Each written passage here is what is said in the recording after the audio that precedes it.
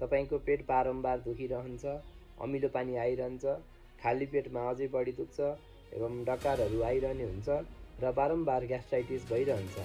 यसको पछाडि हाइपरएसिडिटी मात्रै नभएर एउटा ब्याक्टेरिया हेलिकोब्याक्टर पाइलोरी वा एच पाइलोरीको पनि कारण हुन सक्छ। नमस्ते, म डाक्टर प्रवीण। एच पाइलोरी वा हेलिकोब्याक्टर पाइलोरी भन्ने कीटाणु हाम्रो आमाशयको भित्री सतहमा बसोबास गर्दछ। सामान्यतया हाम्रो आमाशयले हाइड्रोक्लोरिक एसिडहरू निर्माण गरिरहन्छ र त्यसले अन्य कीटाणुहरूलाई मार्दछ। तर एच पाइलोरी भन्ने कीटाणु सजिलैसँग एच पाइलोरीको एट्याकबाट बच्न सक्छ, किनभने एच पाइलोरीले युरियाज भन्ने एउटा इन्जाइम बनाउँछ जसले गर्दाखेरि त्यो एसिडलाई न्युट्रलाइज गर्न मद्दत गर्दछ। एच पाइलोरी वा हेलिकोब्याक्टर पाइलोरी हाम्रो आमाशयको म्युकोसल लेयरमा बस्दछ।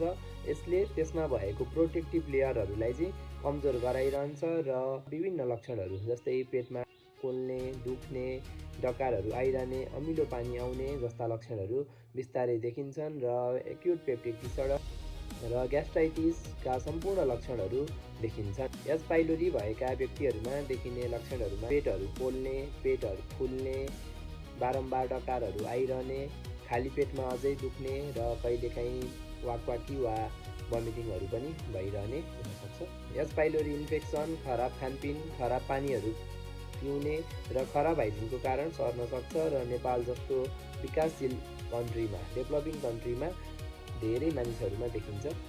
लामो समयसम्म हाम्रो आमाशयमा एच पाइलोरीको इन्फेक्सन रहिरह्यो भने acute peptic disorder, chronic peptic disorder, chronic gastritis एवं आमाशयको क्यान्सर पनि हुनसक्छ र यदि समयमै पत्ता लगाएर एच पाइलोरी इन्फेक्सनको ट्रिटमेन्ट गरियो भने हामीले मात्र 14 दिनमा पनि यसको उपचार सम्भव गर्न सकिन्छ।